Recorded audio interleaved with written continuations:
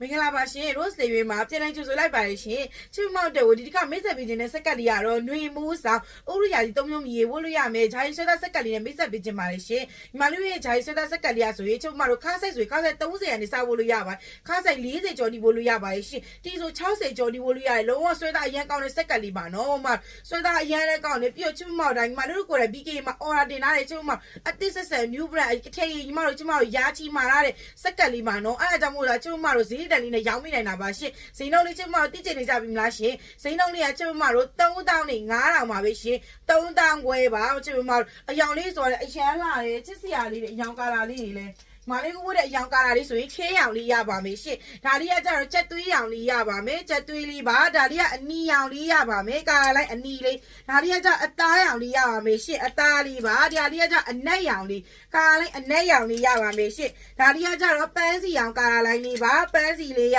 မယ်ဒီကကျအညိုလေးအညိုရောင်လေးရပါမယ်ရှင်ဒါလေးကကျတော့ခရမ်းရောင်လေးရပါမယ်ကိန်းနဲ့ဝမ်းဆက်တွဲပြီးဝတ်ချင်တယ်ဆိုရင်တော့ဒီခရမ်းလေးနဲ့ဝမ်းဆက်ဝတ်လို့ရပါတယ်ဒါပေမဲ့ဒီအိမ်လေးကတော့ site သေးလေးပဲရပါရင်နော်မပေါင်ကြီး80 90နဲ့စဝတ်လို့ရရင် site 36လောက်ဒီပဲဝတ်လို့ရပါမယ်နော်မဒီအိမ်လိုချင်တဲ့မမရ2400နဲ့900ပါရှင်အိမ်မလေးကိုဝတ်တဲ့ရောင်လေးဒီမှာပါရှင်အနီရောင်ဆိုအနီဝမ်းဆက်ဝတ်လို့ရပါတယ်ဒါလေးကကြတော့အဝါလေးနဲ့ချက်သွေးလေးနဲ့ဝမ်းဆက်ဝတ်လို့ရပါတယ်မမတို့ရေဒါလေးကကြတော့အရန်လိုက်ဖက်မှုရှိတဲ့အုတ်ကျိုးလေးနဲ့အညိုလေးနဲ့တွဲပြီးဝတ်လို့ရပါတယ်နော်မမတို့ဒါတော့ပန်းလေးနဲ့ပန်းဝမ်းဆက်ဝတ်လို့ရပါတယ်ရှင်ဒါတော့အနက်နဲ့အနက်ဝမ်းဆက်ဝတ်လို့ရပါတယ်တကယ်လို့ဒီလိုမျိုးအသားကြီးနဲ့ဝမ်းဆက်တွဲပြီးဝတ်လို့ရပါတယ်ရှင်တကယ်ချစ်မလေးအခုပဲညီမတို့ရဲ့ Rose TV recipe ကိုသွားပြီးတော့ကျမလိုချင်တဲ့အယောင်လေးကိုပြောပြီးတော့လေးစားဖုန်းနံပါတ်ပေးမှလို့ရပါပြီရှင်ချစ်ဆိုအများကြီးတင်ပါတယ်အခုလိုကြည့်ပေးနေချစ်မမကြီးတော့ကူနော်